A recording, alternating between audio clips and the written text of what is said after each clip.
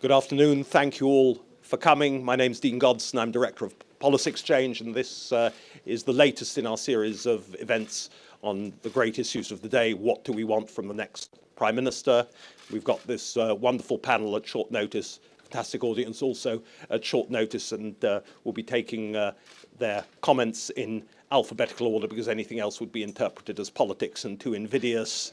And then they'll speak for 5-6 minutes apiece, no more. And then we'll open the floor to questions, usual House rules, no question too outrageous. You have to state your name and organisation. So thank you, Andrew. Thank you for coming. I think it's been a number of years since you've been on our platform, and since last we discussed HS2 here, and little progress has been made in the matter, but we look forward to hearing what you have to say even more controversially today on the backstop, and we hope that you'll razz them up. Thank you, Andrew. Thank you. So, Dean, that's completely untrue. HS2 is proceeding at the moment. The legislation is passed, it's being built. As we speak, it will open in 2026. It will be one of the best things that's happened to this country. But I'm not speaking about that today. However, infrastructure in Northern Ireland and Ireland is a fascinating and important subject. Anyone who wants to speak to me about that afterwards, I'd be delighted to do so. And I've just got a commitment from the former First Minister that she will discuss it with me too, because building a serious rail network and upgrading infrastructure in Ireland is, can I be blunt? It's the kind of thing we should be talking about, and rather than tearing the country apart, which is what I think Brexit will do. Now, we're essentially, as I see it, 4 warm-up acts for Mrs. Foster, because we're all really waiting to see what Arlene has to say, and in particular, has she done a deal with Boris already? What is the? These are the sort of questions we want to know. And I know, because I see many of my journalistic friends who are here today who will be sharp with their questions immediately afterwards. My own view is very straightforward, which is Mrs. May did her level best to negotiate within the context of having Brexit, the only workable arrangement that there could be in respect of Northern Ireland. She wasn't forced into it. She negotiated it freely. It was an absolutely indispensable requirement of the EU being prepared to proceed either with a preliminary agreement in December 2017, or being willing to proceed with a trade deal. And it was so because the external border of the EU had to be secured. Since the external border would be the border between the Republic of Ireland and Northern Ireland, that was a massive problem, and we get into an exegesis of exactly what the Good Friday Agreement says or doesn't say, but it's a massive problem if the external border of the EU is the border between the Republic of Ireland and Northern Ireland. It's not only a problem in terms of trade and tariffs, though that's a huge problem, it's also a problem given the immigration policy that the government's announced, which would be a radical departure from freedom of movement. So all of the 3 things that borders exist for throughout the world, which is tariffs, differences in trade and regulations, and the smuggling or illegal movement of people, none of those apply at the moment because the Republic of Ireland and Northern Ireland are common members of the European Union. All of them apply when we leave. So the backstop wasn't somehow forced on Mrs. May or reluctantly agreed. It was the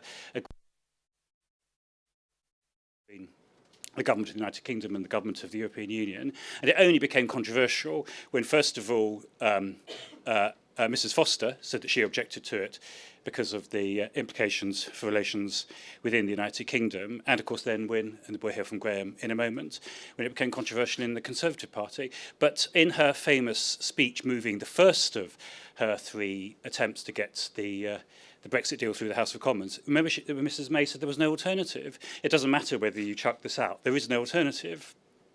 She said that, and then what did she say afterwards when it was rejected? We're now going to try and search for an alternative.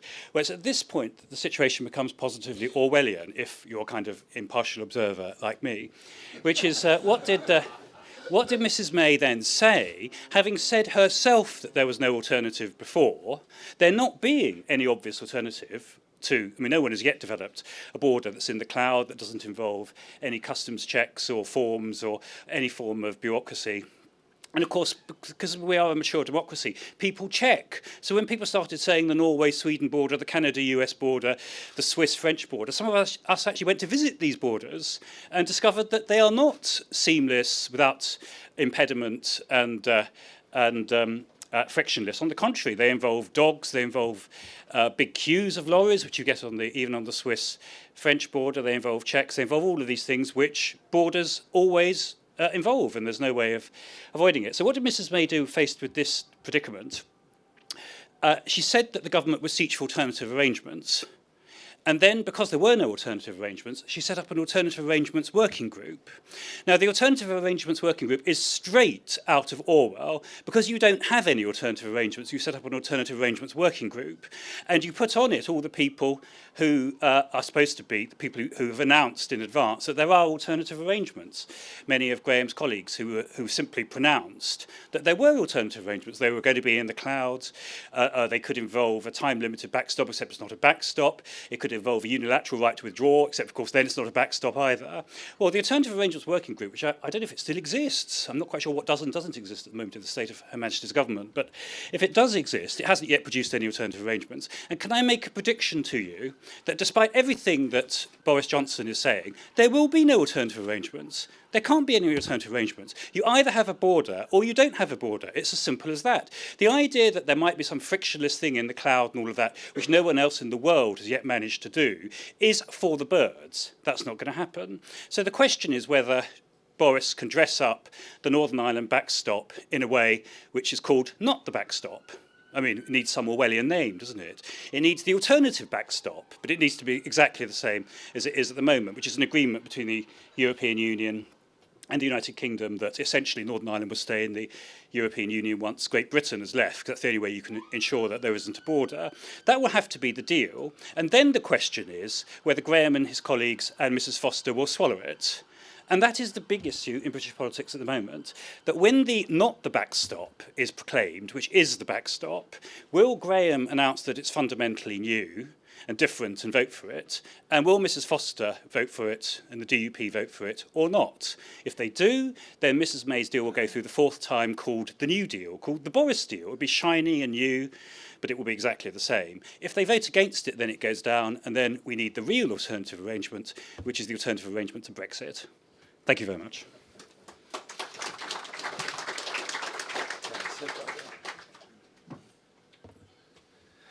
Thank you very much, and I'll try and keep up with that pace.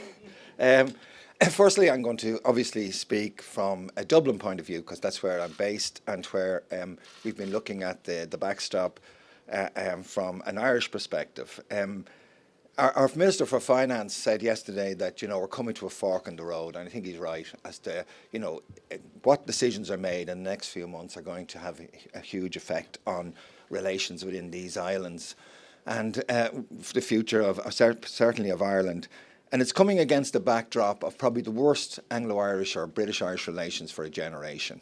And the backstop has to be seen in that context, because having worked with Bertie Ahern and Brian Cowan, it's inconceivable that something like the backstop would have arisen during that period, and it is a reflection of the poor relationship that has developed not immediately since Brexit, but before that.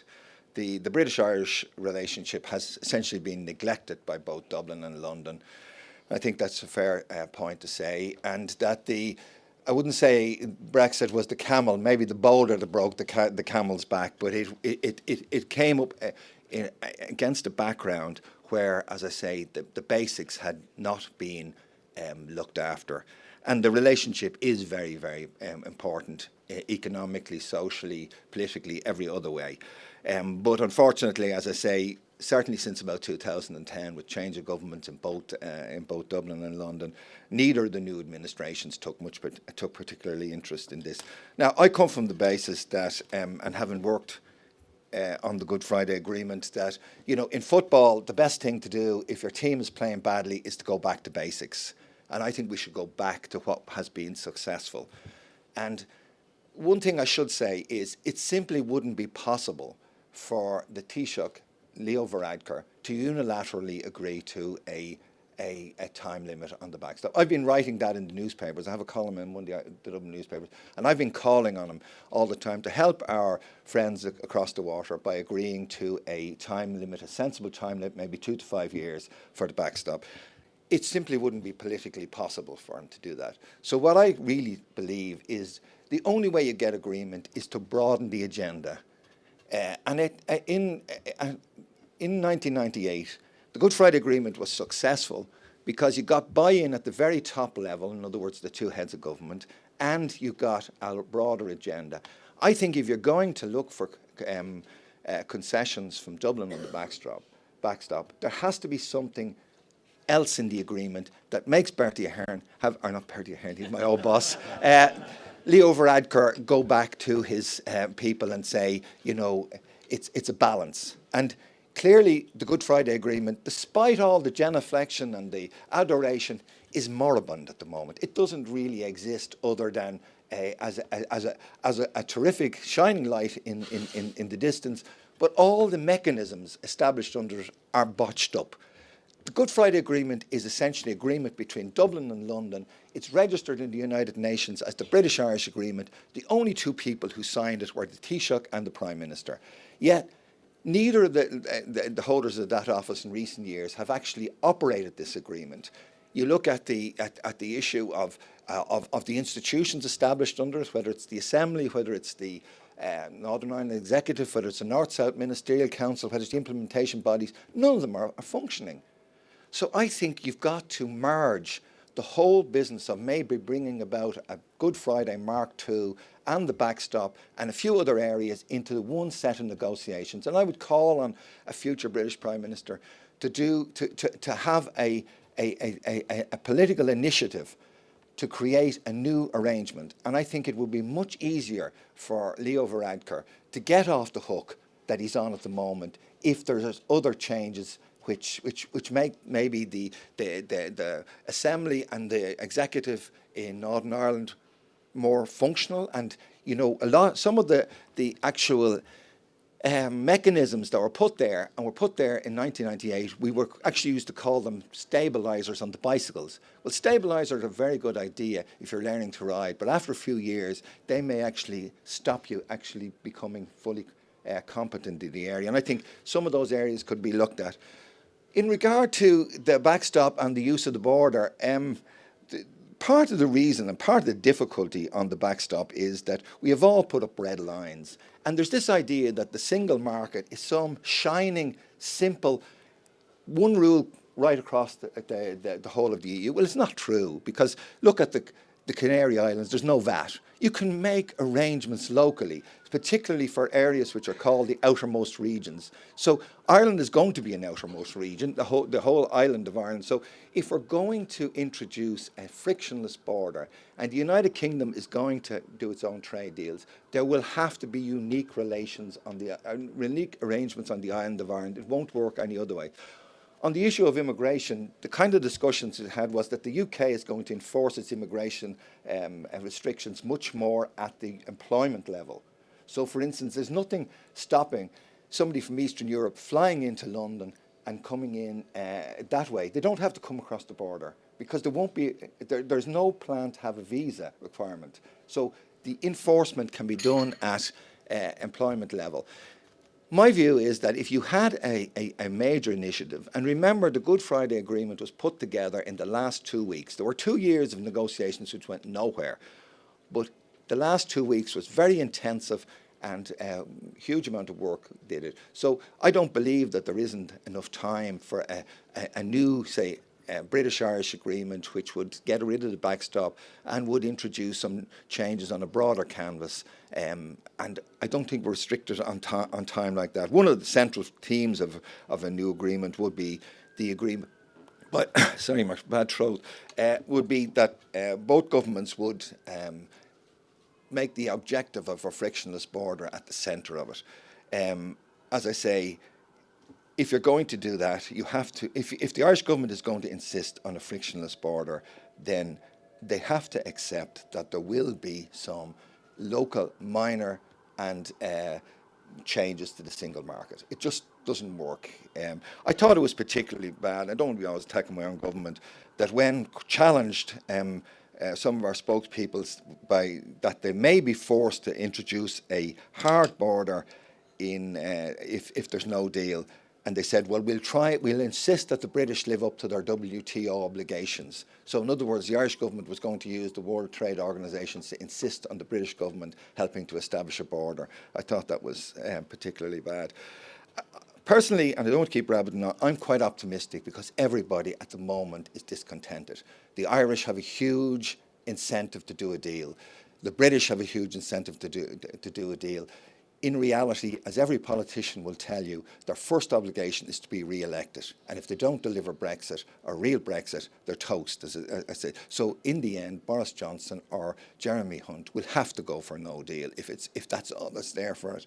The European Union wants a deal. For the first time, they have come to the conclusion that it would be probably better for the United Kingdom to exit now. Because after 3 years of turmoil and the prospect of a divided United Kingdom inside the tent with the prospect of a Brexiteer government, if not immediately, then being elected at a further stage, means that it's going to be more trouble. So I think everybody is ready for a deal if somebody can bring it up.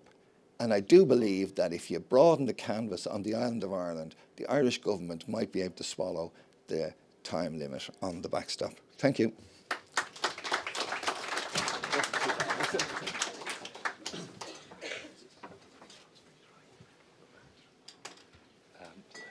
Thank you very much. I want to respond initially, first of all, to the point that Andrew made, a lot of which I actually agreed with, but more than he might have expected. But he asked about where alternative arrangements had gone. Well, here they are, the Alternative Arrangements Commission's report, over 200 pages. And I am interested with the ease with which it's commonplace among our journalistic classes to dismiss some of the senior customs people in Europe as clearly witless and no idea at all about the complexity of these matters. It's a much more complicated debate than that. What I do accept is that in the immediate short term, and I mean the matter of getting a deal in the next few weeks, these arrangements will not be signed off on. Indeed, the final report of the Alternative Arrangements Commission, just looking at Shankar there, has not even been published. These are interim ideas, and that therefore we have to focus, as both Ray and Andrew have done, on what can we do to get out of the hole in the short term. And here I do want to talk about unicornology, which is a favourite EU dismissive reference to ideas they don't like. But there is a problem. The text itself is full of unicornology, the withdrawal agreement. There are concepts in it which just don't work. There are references to realities which don't exist. And there's nothing that we could do to make them exist, even in the unlikely event that the UK Parliament woke up in the morning and said, we're going to do this 100%. And this is the first thing one really just has to come to terms with. The text itself is incoherent on the key points of the Irish backstop. And the first point, which really is very important to make, is that the text says that the purpose of this protocol is to defend the Good Friday Agreement, North-South cooperation and the island economy. The island economy last, the least important point. This is the rationale. There is not an island economy in Ireland. There are two economies. Ray will remember when we were, in a sense, on the opposite sides of a negotiation in 1998-99, the Irish government itself would submit papers talking about the two economies on the island of Ireland. And nothing has happened in the previous 20 years which have made it one, because one economy beats, according to inward investment, amazing achievements by Ireland in that respect, and then the other economy beats according to the UK subvention. And those are the heartbeats, and they're entirely different, and the modus operandi of the two economies is entirely different. There is an agri-food. You can make a case for an island economy and agri-food, which does indeed create special difficulties about how you handle the border. But there are not two economies. You could talk about defending, protecting the island economy all you like. It doesn't exist. And that is one of the three, and nothing can change it. No witty observation from Barnier, nothing. It just does not exist. And the other two key bits are North-South cooperation, which has got to be protected in the Good Friday Agreement. In fact, the Tusk-Juncker earlier this year goes beyond protecting. It says it cannot be affected in any way, the Good Friday Agreement. There's a major problem with that. The backstop appropriates functions which are properly the functions of the Good Friday Agreement. The first thing to be agreed as a North-South body was in animal health. Why? Because there was a great struggle to convince unionists about North-South cooperation, some aspects of which they saw as highly ideological. And the one reason why it's the first thing to be agreed is you could say, look, we mustn't have animal disease on this island. This is not ideological. This is practical. People of goodwill can work together in that respect. That's why it's the first item in the Good Friday Agreement for North-South cooperation. There are 10, 15, 20 pages of the backstop saying the backstop will deal with these issues of animal health. Just takes it away. Nobody, probably because people like Ray and I who were there at the time didn't actually write the backstop. But, it worries me, you see, even Ray is right to say when the Irish Foreign Minister talks about the signing of the Good Friday Agreement, and there is this separate agreement signed by the two governments. But the truth of the matter is the agreement itself that matters, the multi-party agreement, wasn't signed by anybody. It was voted in. And it's a compromise. The key word, the clue is in the word agreement. And it seems to be in the case that you would just forget this idea that what one half of this agreement thought it is, by the way, and I'm coming to this, what increasingly the British government thinks it is irrelevant. That cannot be the case. And so it's a crucial problem that the tendency of the backstop is to appropriate, denude. Let me say immediately, I think this may be part of the clue to getting out of this mess. Because I quite agree, the difficulty of getting Varadkar to sign on a dotted line for any year limit is a hard political barrier to get over.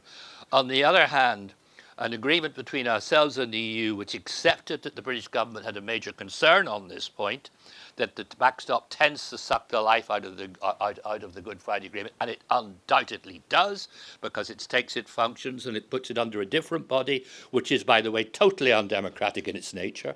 An agreement that this would shift the balance of the meaning away from what it has become increasingly as something which lasts forever, certainly in certain forms of Irish discourse, the way it's increasingly talked about in Dublin more than in Europe, to be fair, as actually a semi-permanent arrangement.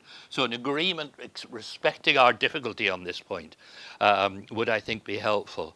Now, the second thing I want to say, the other aspect of this, and it came up again in the Conrad Hotel on Monday when the alternative arrangements document was being launched, is that those of us who are talking about commitments on the border given by the British government, people were saying we were revising these commitments, or I was revising them.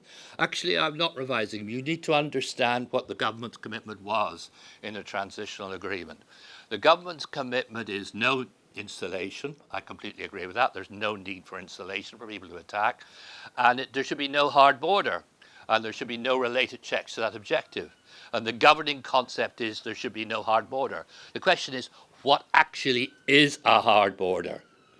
And this we have not had properly defined anywhere.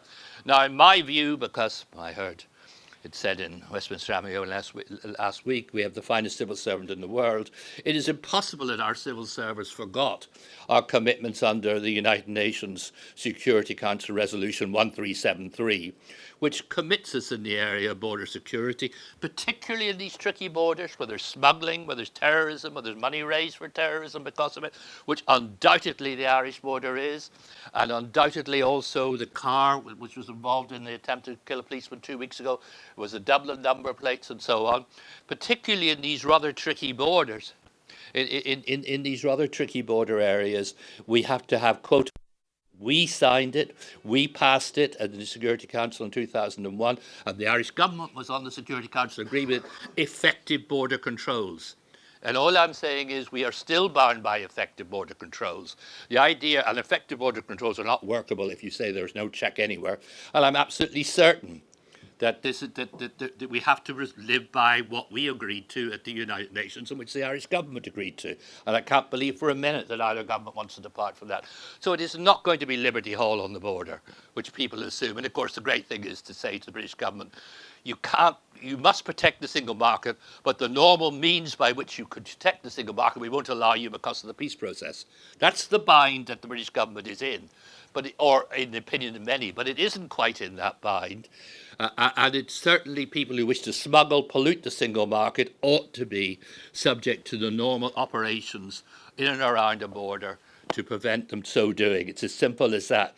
And let me point out all the things that the backstop itself says. All this is with regard, and the section on trade, to the essential security interests of Britain. They must be preserved. The normal state functions, it said, of the UK will be preserved under this agreement. I'm simply saying, yes, this means something.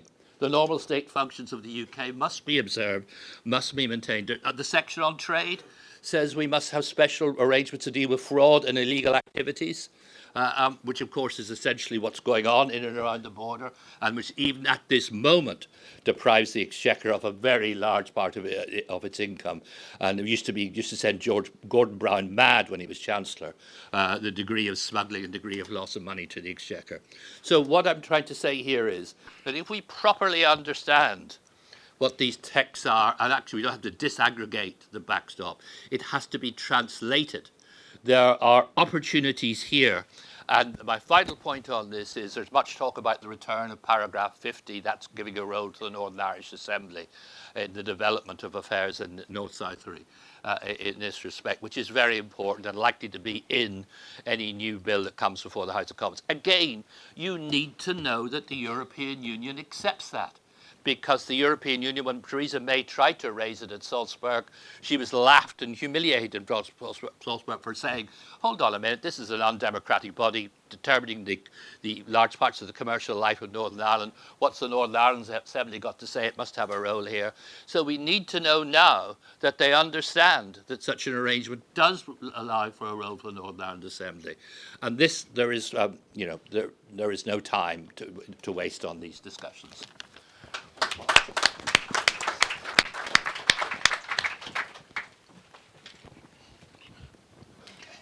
The fourth of the warm-up acts for Harley. But the really exciting thing, ladies and gentlemen, this morning, when we were waiting in Dean Godson's office before coming in here, I saw on a little table in the office a large model of a Routemaster bus. I'm not sure who made it.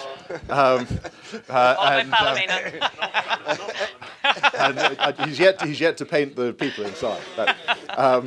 And the other exciting thing is for me to be on a platform with Andrew Adonis, because little known by many of you, I'm sure, but Andrew and I share a passion for grammar schools as a route to social mobility. And I spent the first 5 years of my time in Parliament relentlessly embarrassing him by pointing it out to all his colleagues in the Labour Party. But your book sales did go up, I think, didn't they? It did. So You can actually do a good job, mine. I'm less certain about that one, I think.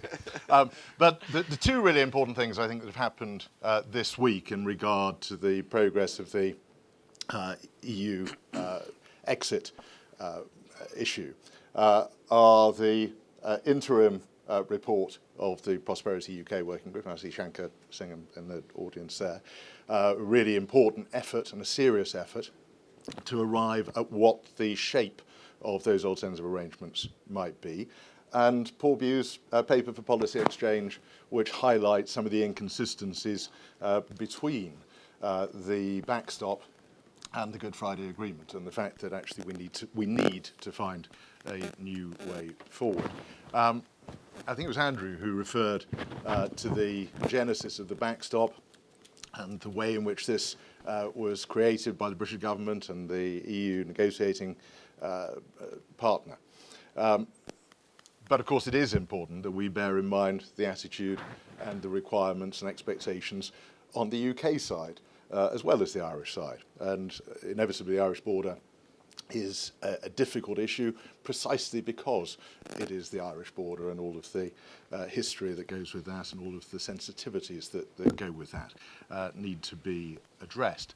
But when the withdrawal agreement was first being brought forward, being brought back by the Prime Minister, I remember vividly the obviously very well briefed stories that were appearing in the media just before the Prime Minister brought it back to the UK. And it was very obvious from what was being briefed to the media that this was an arrangement that could never secure the support of my colleagues in the Conservative Party or indeed secure a majority in the House of Commons. And so I went to see her early the next morning to say that I was very concerned about that. And she said, I'll get you a proper briefing. And I had a very good briefing from the Downing Street Spads. And the more detail they went into, the more obvious it became to me that it couldn't possibly secure a majority. And there are two things that are entirely unacceptable in the withdrawal agreement.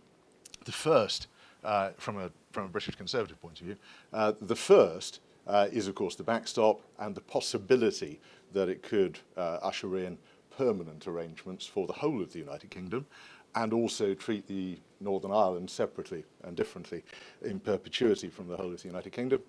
And the other thing, crucially, in the political declaration was the fact that it pointed towards a future which contained a very complex customs arrangement as the basis for the long-term future relationship, whereas many of us think it's obvious it should be a very clear, deep free trade agreement that ought to be the basis of that. But crucially, the alternative arrangements now receiving the kind of detailed attention that ought to have come in February after my eponymous Brady Amendment passed in the House of Commons on the 29th of January. The alternative arrangement working group that was set up, which went on for, I think, maybe 3 weeks or 4 weeks, but nothing much seemed to happen as a result of it. Now,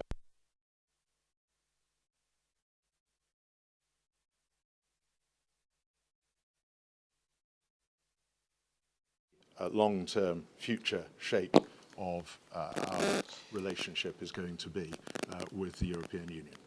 So the final thing that I'm going to say before Arlene stands up is again to come back to something that Andrew said, and this is a popular myth that we're all talking about unicorns and you don't have any borders that actually operate in a more imaginative way. The idea that all international trade passes through checkpoints with barriers and people with white gloves inspecting every box and every package that comes through is simply untrue.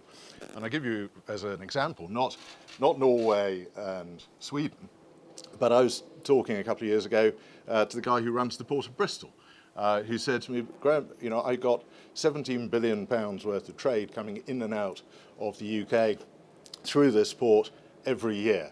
How many customs officers do you think I have in the port? And maybe I shouldn't share this with you. It might be an invitation to all sorts of smuggling and bad behaviour. And I hazarded a guess at half a dozen. He said, no, none. He said, what happens is periodically HMRC will pick up the phone and say, David, we're concerned about a particular container that's on the Guangdong that's going to be docking in Bristol at 6 o'clock on Tuesday morning. Do you mind if we pop down and have a look?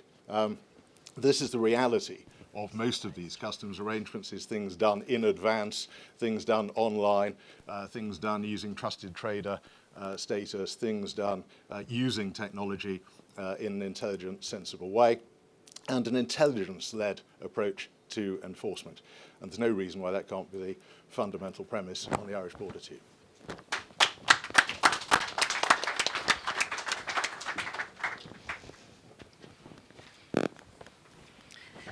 Thank you very much, and it's great to be back at Policy Exchange again. I'm very pleased to be back and to share a platform with such an eminent panel today. The last time I was at a Policy Exchange event, I think, Dean, was in relation to civilised discourse in politics, and I think we have made great stride forward, because here I am with Lord Adonis, the two of us on the same panel.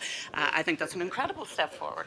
And not only that, but we actually agree on grammar schools and on railways, it turns out, as well. So that's a great step forward. But I wanted to talk very briefly about the backstop, obviously, and to talk about the paper written by Lord Bew, which I hope is available for everyone, because it brings a very welcome note of clarity, I think, around the Irish protocol in the withdrawal agreement, in other words, the backstop. The most important piece of clarity comes in relation to the ostensible justification for the backstop, which has been put forward by people in Brussels, people in Dublin, and people here in London as well. That great falsehood that the backstop is required by the Belfast Agreement. And of course, it's probably, to my mind, the greatest lie told in politics today, and that's really saying something, isn't it, given where we are. But in fact, the opposite is true. The backstop, to my mind, goes contrary to the Belfast Agreement and very much contrary to the principle of consent, which is at the very heart of the Belfast Agreement. And Lord Bew and Ray, of course, were very much involved, intimately aware of the details of the Belfast Agreement. And therefore, this paper, to me, is critical in bursting that bubble around the myth that the backstop is not only a requisite for keeping in touch with the Belfast Agreement, but in fact to peace in Ireland.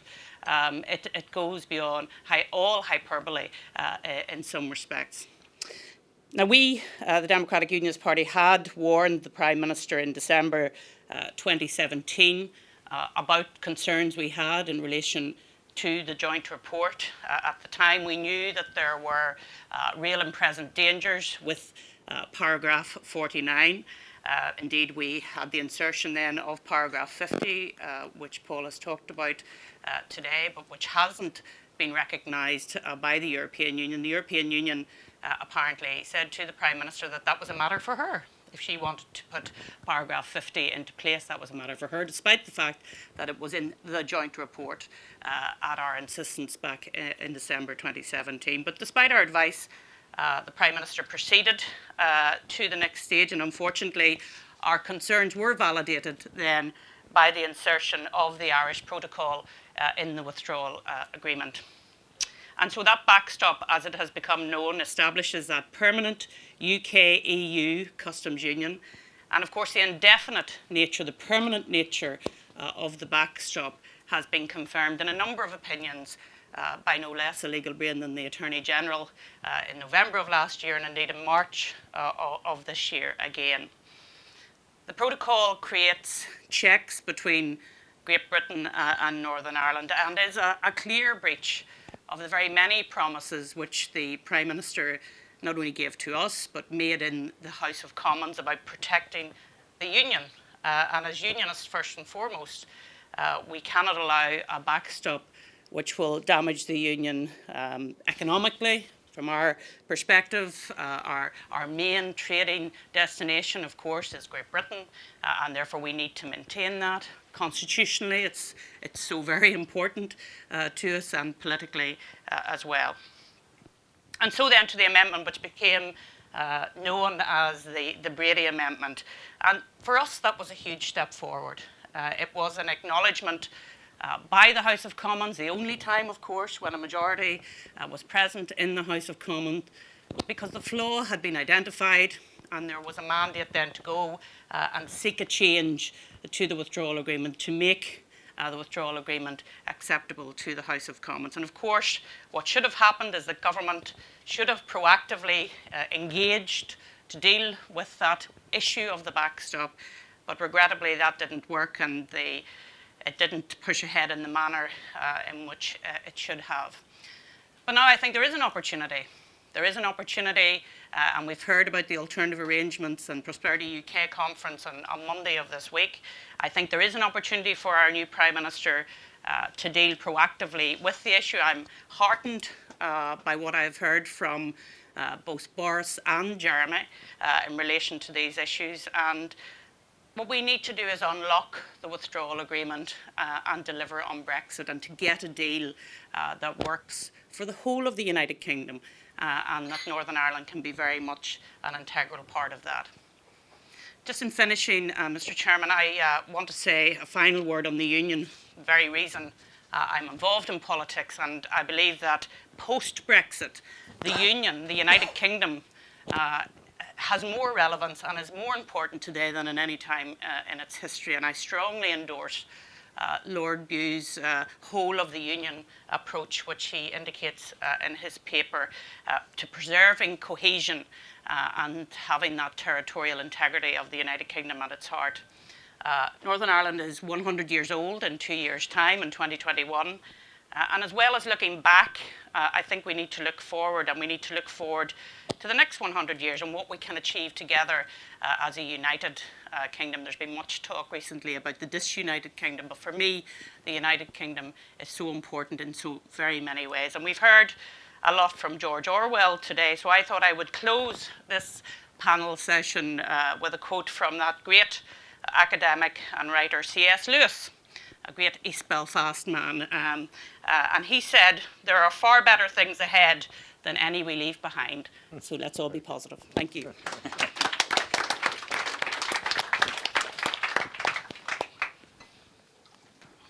Thank you all. Can I just get a flavour of how many? I imagine there'll be a lot of questions. Who wants to ask questions? Lady there in the front row, name and organisation. We've got a microphone coming.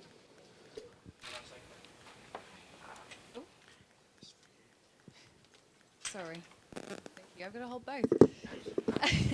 Hi, Kate McCann from Sky News. Arlene Foster, it's a question for you, if I may. You mentioned Boris Johnson and Jeremy Hunt there. So which man do you think is the right man for the job? And from your perspective, how important is it that the UK leaves the European Union on the 31st of October this year? Well, to answer your last question first, it's very important that we leave on the 31st of October. Of course, we should have left by now, and I think a lot of the discontent within the United Kingdom is caused by the fact that we haven't left, and we've seen that in the European election results. As for your first question, that is not a matter for me, thankfully. That is a matter for Graham and his colleagues in the Conservative Party, and I look forward to working with whoever is elected in as leader. I have a good relationship with Jeremy, I have a good relationship with Boris, so I look forward to working with whoever is selected. Another question. Gentleman there in the second row. Name and organisation, please. Hi, Steve Hawkes at The Sun.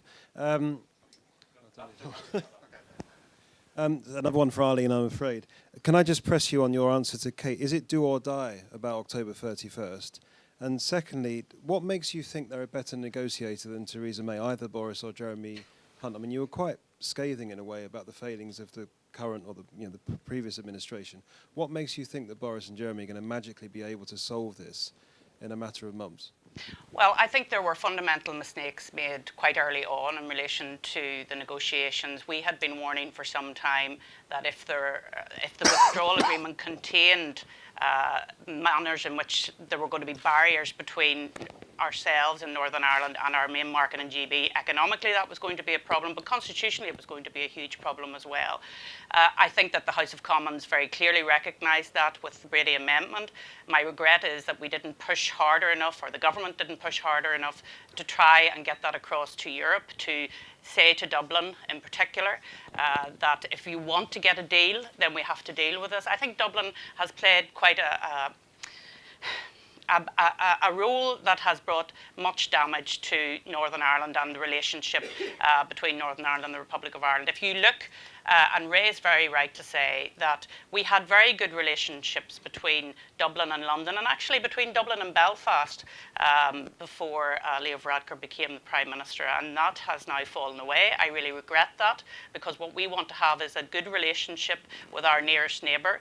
We want to make sure that we can continue to trade with our nearest neighbour, but there has to also be a recognition that due to the principle of consent, we're part of the United Kingdom, and that has to be recognised and respected, and I think there hasn't been enough respect for that in the past. Can I just push on the first question? Is it do or die, or would you accept an extension if it means delivering Brexit? Well, you see, part of the difficulty in any negotiation is that the people on the other side of the negotiation have to believe that you are going to go through with what you say you're going to go through with. And I think one of the mistakes back after the Brady Amendment was the fact that effectively no deal was taken off the table. Therefore, the European Union said, well, we don't have to do anything now. We don't have to negotiate. We don't have to find a better way forward. We sit back and we just wait.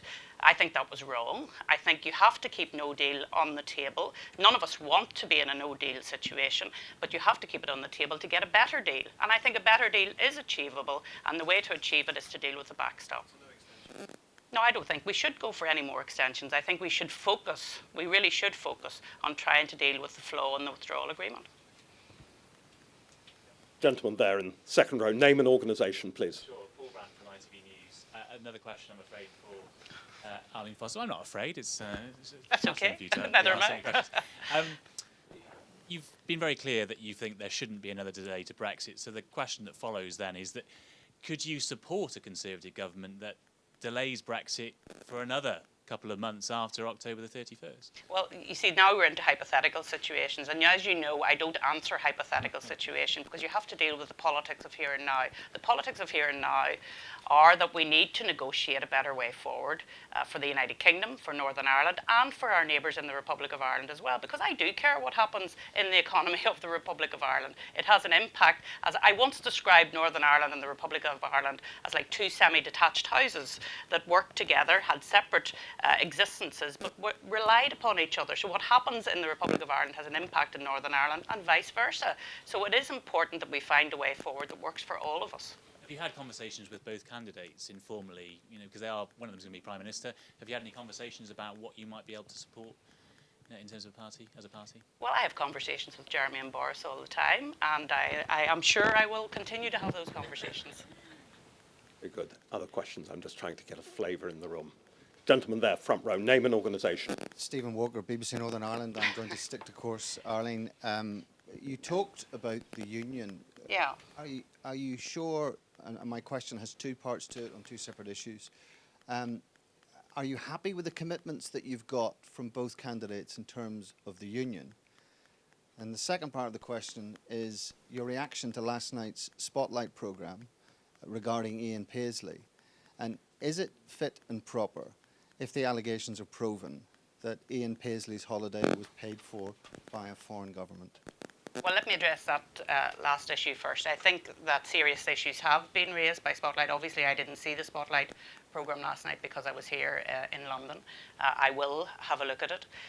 And, of course, those matters will then come before the party officers. As you know, Ian was suspended for 57 days last year by the party. He is now back in the party under sanction, and those sanctions still exist. But we will have a look at that and deal with those serious issues that have been raised in the Spotlight programme. In terms of the union, as you know, the union is critical for us in the Democratic Unionist Party. We believe that actually post-Brexit, the union is the most important vehicle to deliver for all of the citizens of the United Kingdom.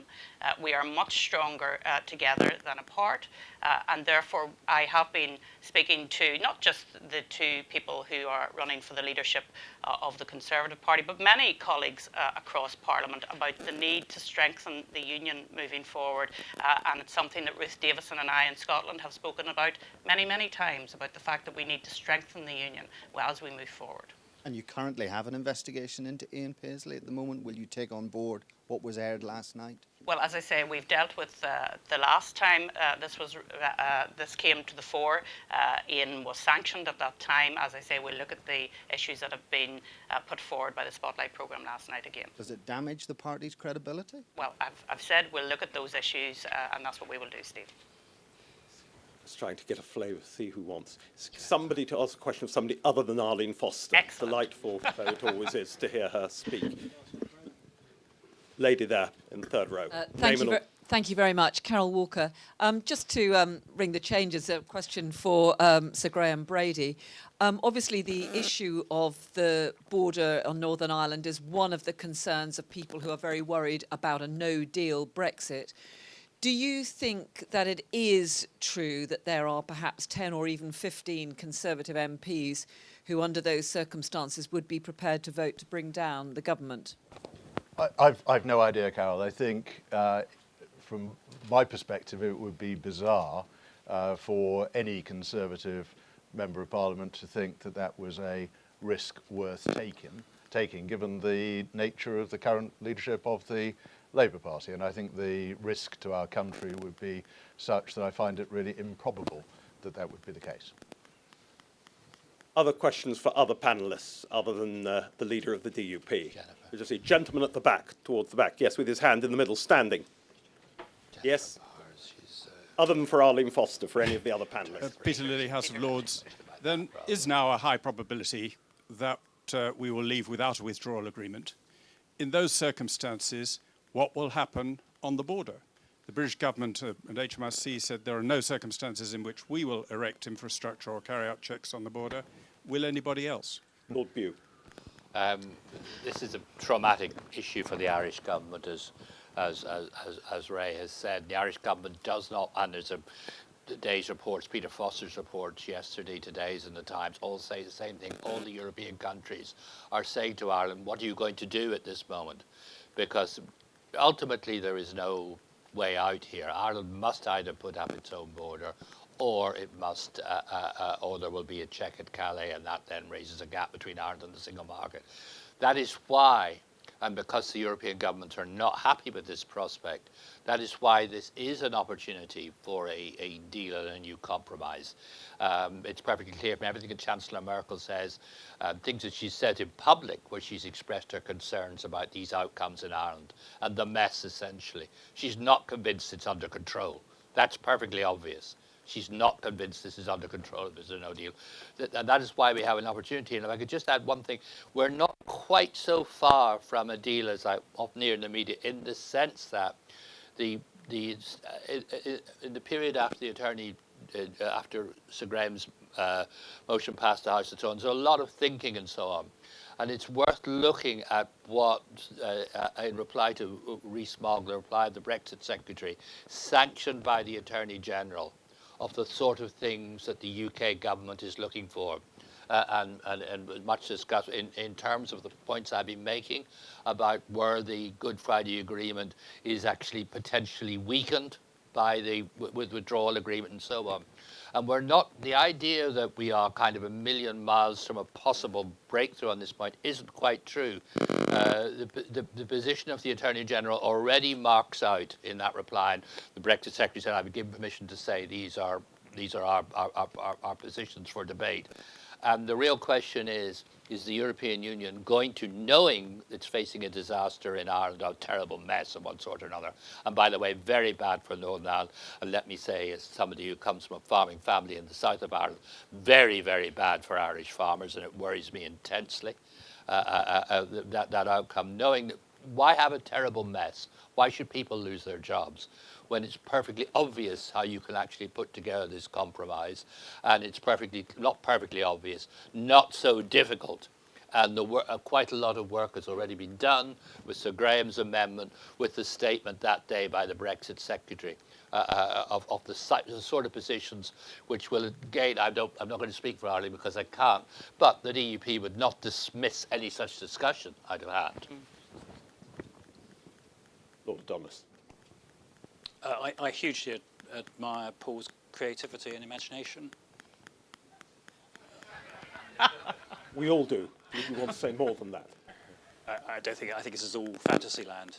It's not going to happen. The Irish government isn't going to agree. The EU isn't going to agree, nor should they agree. So we're going to come back to the existing backstop and deal, or some other way forward. Now, Peter, another esteemed colleague in the House of Lords, this is becoming an in-house affair, says he thinks that now the chances of leaving with no deal are high. I think the chances of leaving with no deal are remote. The House of Commons voted by 430 to 200 against no deal. It found a device to change the law to prevent no deal last time. As Rory Stewart said on the Today programme this morning, it will do so again. I'm absolutely confident it will do so. It may do so in the same circumstances 3 or 4 days before the deadline in October, but faced with the prospect of catastrophe, including an unresolved position on the Irish border, precisely as Paul has said, I have every confidence the House of Commons will vote overwhelmingly against no deal. It will change the law to do so, and I don't think that Boris Johnson is going to disobey the law. That's how I see it. Ray Bassett. I disagree, and I think the situation has profoundly changed, because the whole thrust of the Irish government and the EU's position was that they could reverse Brexit or bring out a Brino situation. The European election and the local elections has changed that, because in the end, as I said, and having worked around politicians all my life, the first obligation of a politician is to survive. And I don't think people in the Conservative Party or in the Labour Party can see themselves surviving if they go into an interim postponement. So therefore, the Irish government are in a dilemma, and the Irish Junior Minister for European Affairs said it will be very difficult for the Irish government to reconcile its commitment to the Good Friday Agreement and to the single market if there's no deal. So it's a disastrous situation. So what I'm really appealing for in the initiative, a political initiative, give people cover to withdraw from the present situation. I think it's the most obvious thing in the world. Nobody wants a no deal. So, and everybody wants a deal. And nobody wants the backstop to actually come into effect. It's meant to be an insurance policy in the end.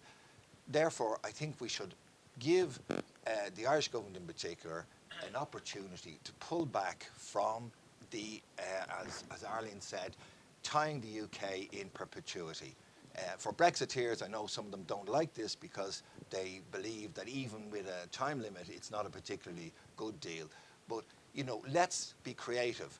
Number one, the situation's changed. I believe everybody wants a deal. I don't believe Europe, or I don't believe the Irish government wanted a deal now, because they believed that Theresa May would back down and they would get everything they want by just digging in. I think the situation's changed. We're in a different climate now, and let's use that climate. Let's use everybody's discontent to get a deal.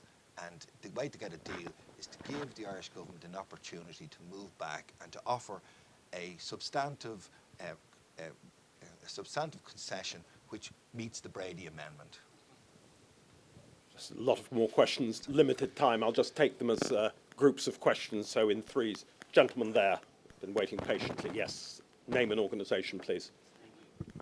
Simon Lee from the Open University and formerly at Queen's Belfast as a colleague of Paul's and a teacher of Arlene's. Yes. I didn't know whether you were going to let that slip. Just picking up the very last point, but addressing it to the whole panel, isn't the solution to give everybody a chance to try what was tried in the 1990s in Northern Ireland, which is to bring in Senator George Mitchell to chair the next range of discussions between whoever the UK Prime Minister is, the EU leaders, Arlene, the Taoiseach and others. Thank you. I see lots of other questions. Yes, gentleman there in the aisle on the right, been waiting patiently as well. On the other side, name and organisation. Kevin Rooney, Academy of Ideas. Question for Arlene. Arlene, about the principle of consent, which you've raised a couple of times in your speech. Would you agree with the fact that the DUP does not speak for the majority of people in the north of Ireland on this question, that most of them are in favour of the backstop? How would you resolve that riddle? Would you be prepared, for example, to put it to a referendum to the stop? Gentleman next to you. Yes, there. Name and organisation, please. Thank you. Tony Halmos from King's College London. Two things. I wonder if the panel could comment on. Firstly, you talk about the backstop would lead to differences between Northern Ireland and the rest of the UK, but surely there are lots of areas, I haven't got time to enumerate them, where there are currently differences, economic rules, trade, all sorts of things. And anyway, the core of the idea of devolution is that there are differences between England and Scotland and Wales and Northern Ireland. What is the issue? Please explain. And secondly, nobody's mentioned the issue of bringing back devolved government to Northern Ireland. Surely that's a central part of an overall solution. Fair enough, somebody mentioned in passing a package on reflection, but more detail on that, and particularly obviously to Arlene, because of being the active player in that, those negotiations, what the heck is happening about that? Ask the panellists, Andrew, and then going alphabetically to Arlene. I'm just agog to hear of Arlene's answers to those questions, so I have nothing more to say. Bew. Briefly, we do have to respect the fact that the majority of people in Northern Ireland vote, I was one of them, voted to remain.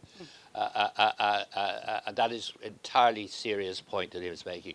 But it is also true that all the unionist parties supported, including Sylvia Herman and the party, supported Sir Graham's amendment. If you add it up, it's just under 50% of the electorate of the political representatives of Northern Ireland supported the Unionist Party. And given their various small groupings, which are not counting as classically unionist, you can be certain that if we had a settlement based on Sir Graham's amendment, that too would have majority support.